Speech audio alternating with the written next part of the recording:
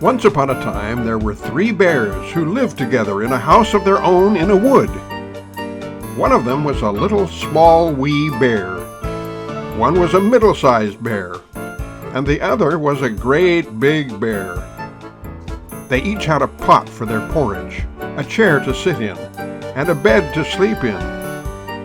The great big bear had a great big pot, a great big chair, and a great big bed. The middle-sized bear had a middle-sized pot, a middle-sized chair, and a middle-sized bed. The little small wee bear had a little small wee pot, a little small wee chair, and a little small wee bed. One day, after making their porridge for breakfast and pouring it into their bowls, they walked out into the woods while the porridge was cooling. While they were out, a little girl named Goldilocks came to the house. First, she looked in at the window. Then she peeped in at the keyhole, and seeing nobody in the house, she turned the handle of the door. The door was not fastened because the bears were good bears who did nobody any harm and never suspected that anybody would harm them. So Goldilocks opened the door and went in. She was very pleased when she saw the porridge on the table. If she'd been a good little girl, she would have waited until the bears came home, and then perhaps they would have invited her to breakfast, for they were good bears. A little rough or so, as the manner of bears is, but for all that, very good-natured and hospitable.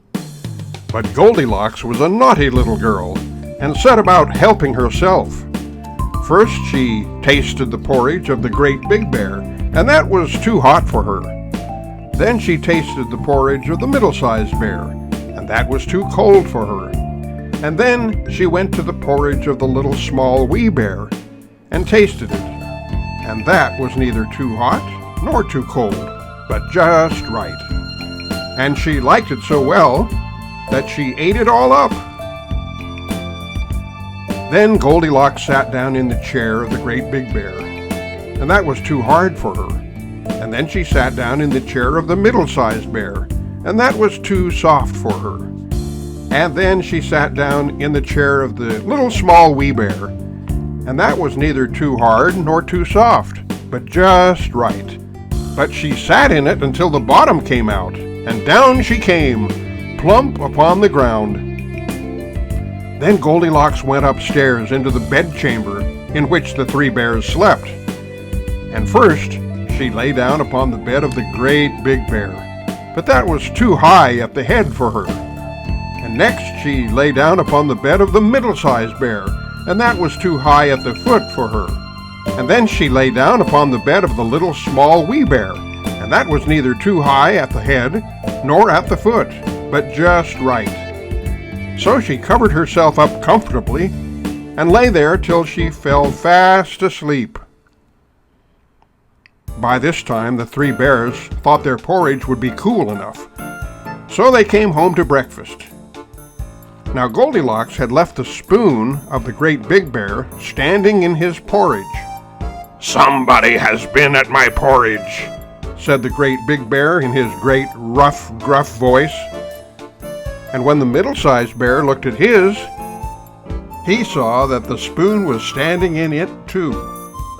"Somebody has been at my porridge," said the middle-sized bear in his middle-sized voice.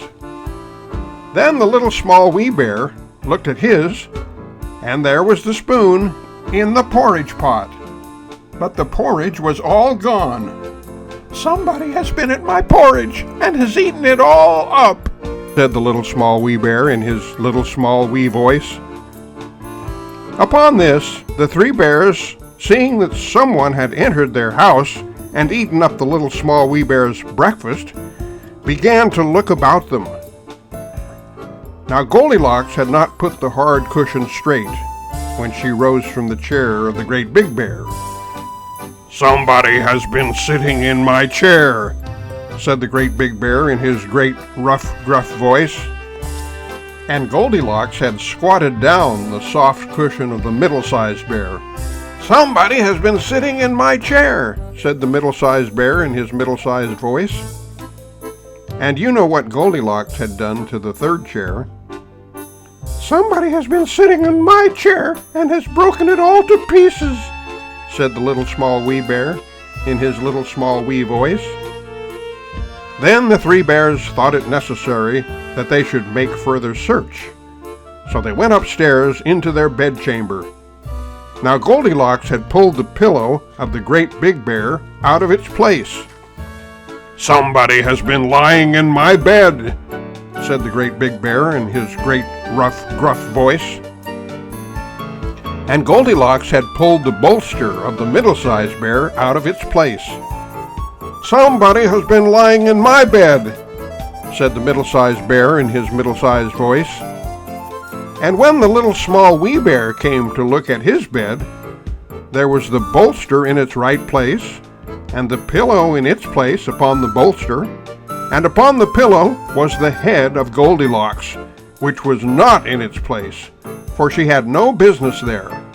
"Somebody has been lying in my bed, and here she is," said the little small wee bear in his little small wee voice.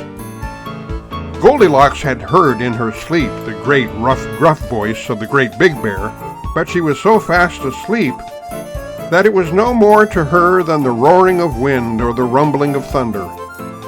And she had heard the middle voice of the middle-sized bear, but it was only as if she had heard someone speaking in a dream. But when she heard the little, small, wee voice of the little small wee bear, it was so sharp and so shrill that it awakened her at once. Up she started, and when she saw the three bears on one side of the bed, she tumbled herself out of the other and ran to the window.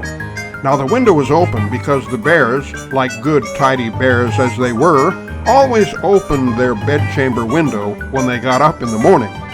Out Goldilocks jumped and ran away as fast as she could run, never looking behind her. And what happened to Goldilocks afterwards? Nobody knows. But the three bears never saw anything more of her.